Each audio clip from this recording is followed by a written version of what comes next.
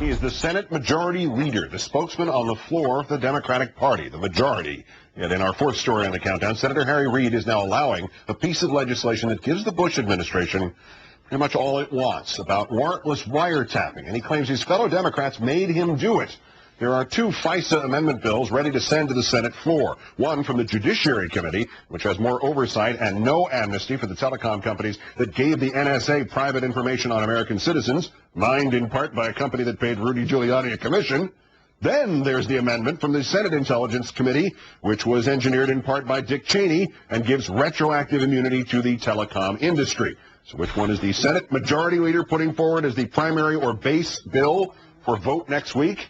The second one, meaning that unless Democrats manage to get 60 votes on an anti-amendment or anti-amnesty amendment, or they engineer a filibuster, the telecom companies will get off scot-free. Senator Reid claiming on the floor this afternoon that while he examined the possibilities of combining both bills, he rejected that idea, and that while he does not agree with immunity, he had to send the bill to the floor because so many Democrats supported it in committee, and he didn't want to break with precedent. Try to figure this one out. We're joined now by thedailycoast.com's Markos Moulitsas, who's also now a contributor to Newsweek magazine. Markos, how are you? Pleasure. Nice to be here. Are you buying this from Senator Reid? I mean, he had to send the bill to the floor, even though he personally doesn't support amnesty. He has no choice. They twisted his arm. He twisted his own arm. Who twisted whose arm? I absolutely do not buy this at all.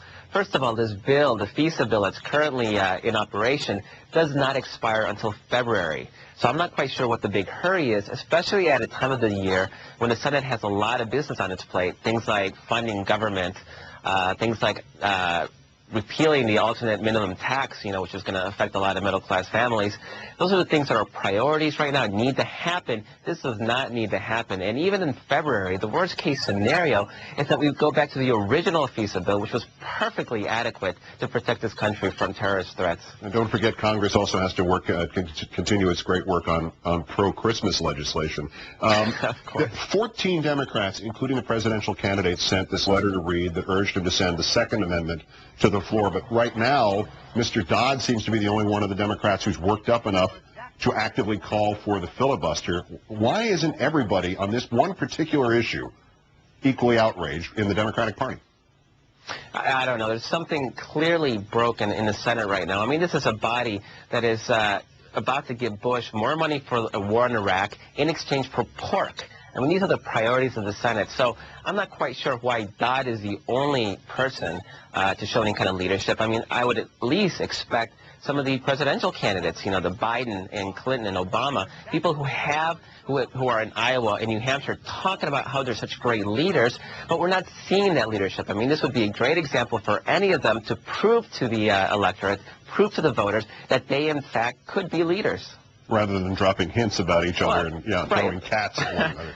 Listen. I mean, leading is it's quite the concept. I mean, but people like me would like to see it in action as opposed to just hearing talk about it. Right. Show your math. Do an example of this rather than give me a speech. And in the Senate particularly, Democrats constantly complain that the Republicans and the president keep blocking their efforts to do exactly what we're talking about, actually get something done.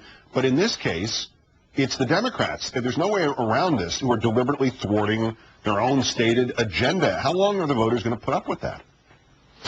It's tough to say. I mean, right now the problem is that there aren't any alternatives. I mean, clearly the American public is not happy with the Senate or the House, with Congress. It has an approval rating below George Bush. I mean, we have a country that does not like George Bush, is not happy with the Bush presidency, is giving him approval ratings in the 20s, considers him incompetent and weak, and you have Democrats who are afraid of the Mr. 20% George Bush presidency.